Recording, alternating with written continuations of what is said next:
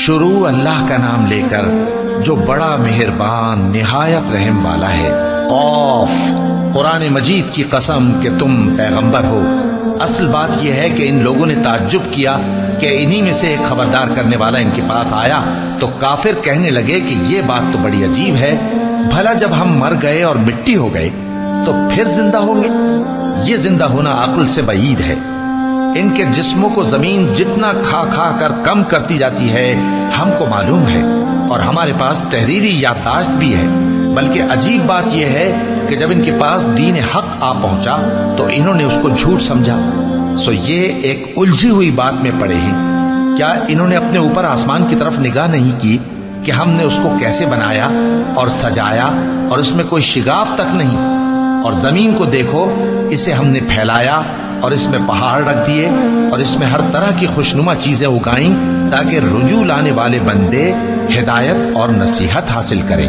और हमने आसमान से बरकत वाला पानी उतारा और उससे बाग उगाए और खेती का अनाज और लंबे लंबे खजूर के दरख्त जिनका गाभा तह बतह होता है। ये सब कुछ बंदों को रोजी देने के लिए किया है।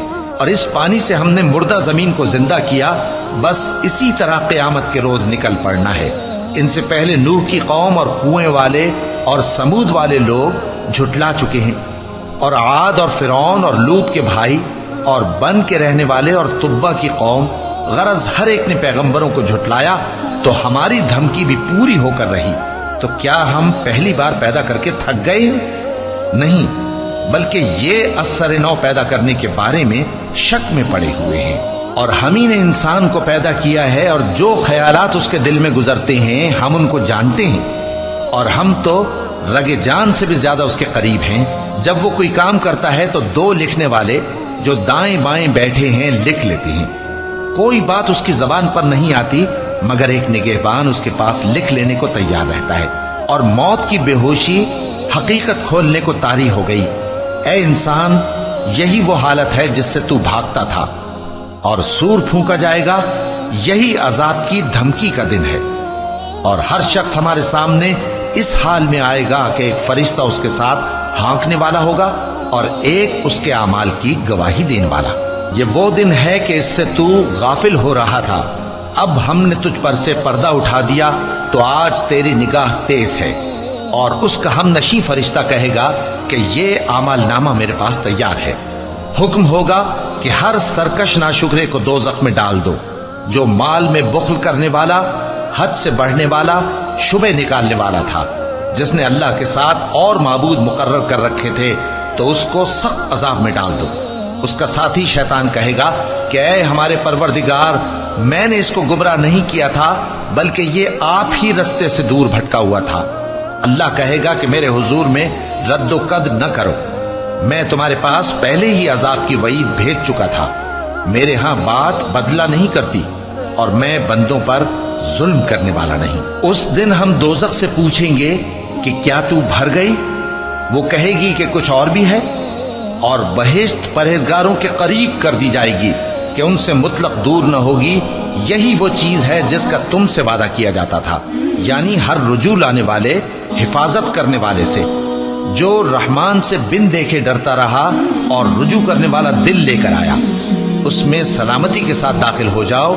ये हमेशा रहने का दिन है, वहां जो चाहेंगे उनके लिए हाजिर होगा। और हमारे यहाँ और भी बहुत कुछ है, और हमने उनसे पहले कई उम्मतें हलाक कर डाली। वो लोग इनसे कुव्वत में कहीं बढ़कर थे।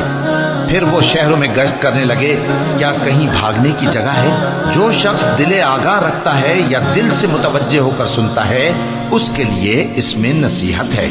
और हमने आसमानों और जमीन को और जो मखलूकात इनमें है सबको 6 दिन में बना दिया, और हमको जरा भी थकन नहीं हुई। तो जो कुछ ये कुफ्फार बकते हैं उस पर सब्र करो, और आफताब के तुलू होने से पहले और उसके गुरूब होने से पहले अपने परवरदिगार की तारीफ के साथ तस्बीह करते रहो, और रात के बाज़ औकात में भी और नमाज के बाद भी उसी के नाम की तस्बीह किया करो। और सुनो, जिस दिन पुकारने वाला नजदीक की जगह से पुकारेगा, जिस दिन लोग एक जोर की आवाज यकीनन सुन लेंगे, वही निकल पड़ने का दिन होगा।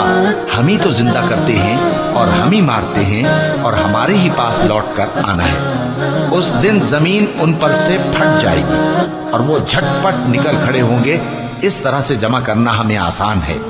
یہ لوگ جو کچھ کہتے ہیں ہمیں خوب معلوم ہے، اور تم ان پر زبردستی کرنے والے نہیں ہو۔ بس جو میرے عذاب کی دھمکی سے ڈرے اس کو قرآن کے ذریعے نصیحت کر